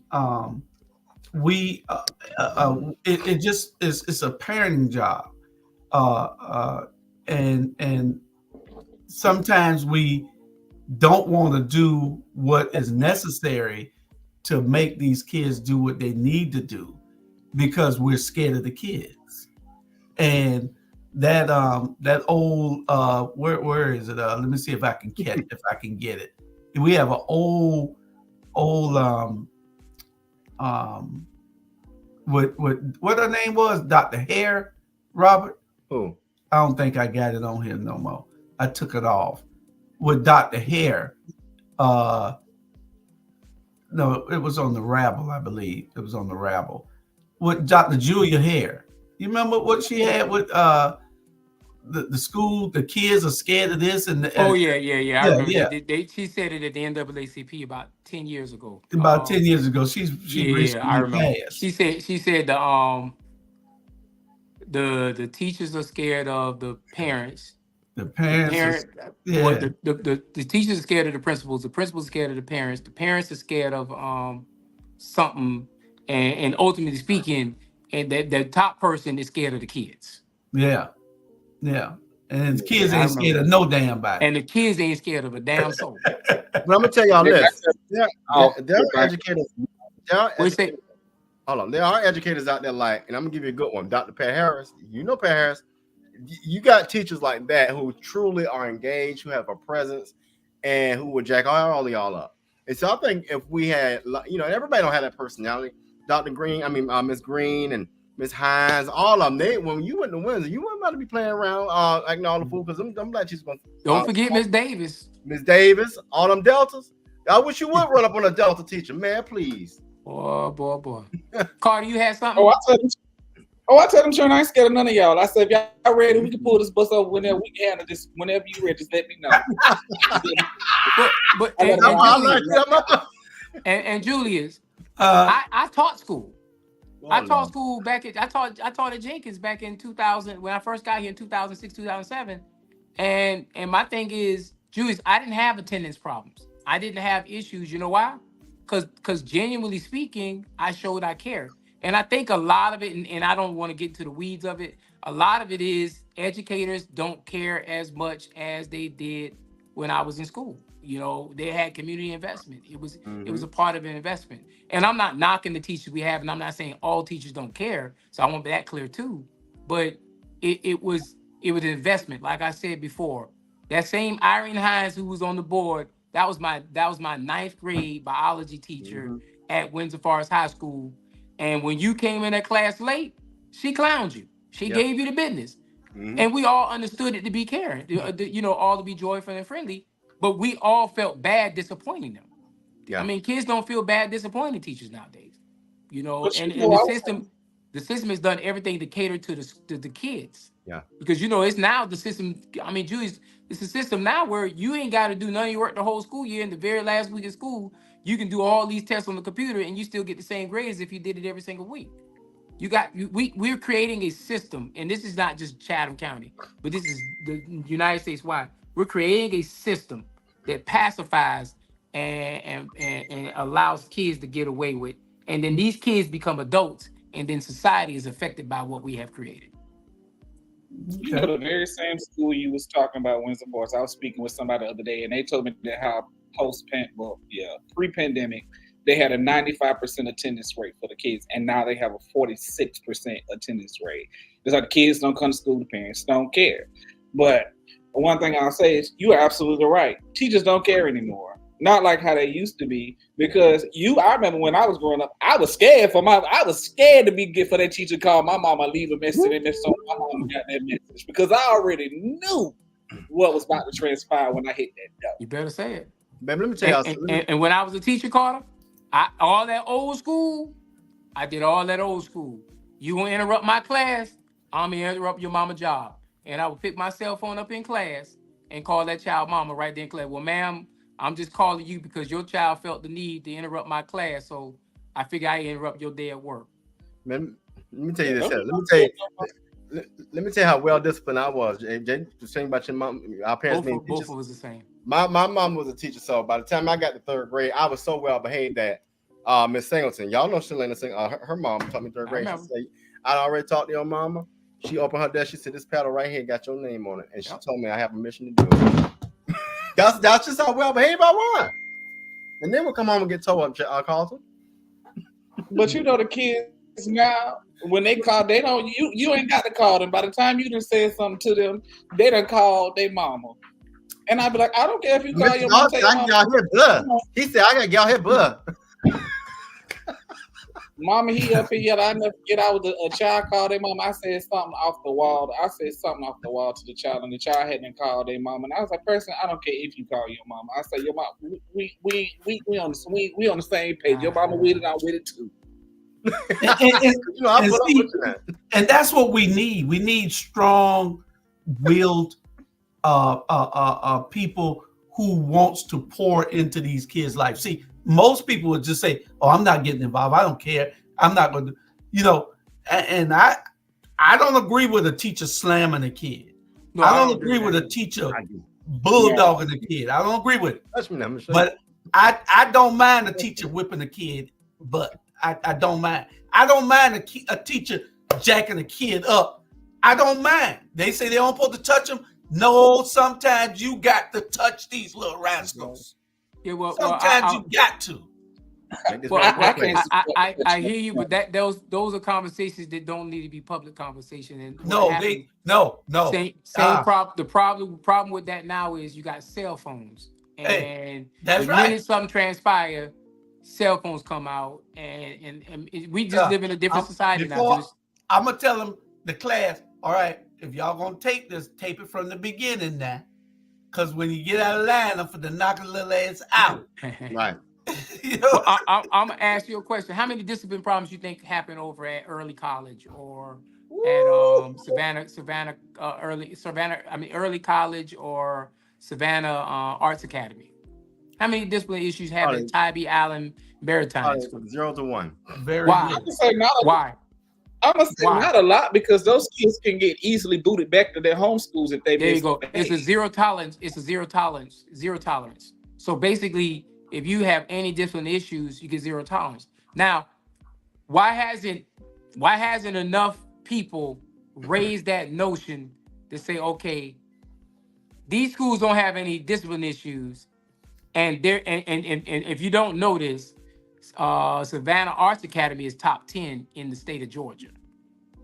So they don't have no issue, and they're allowed to do that. They also, guess what they don't have, Mr. Carter? They don't have sports. They've also took it where basketball's not over there, football's not over there. It's specific sports not over there. I wonder why those sports aren't over there versus they have lacrosse, they have other sports that are over there. Why is that?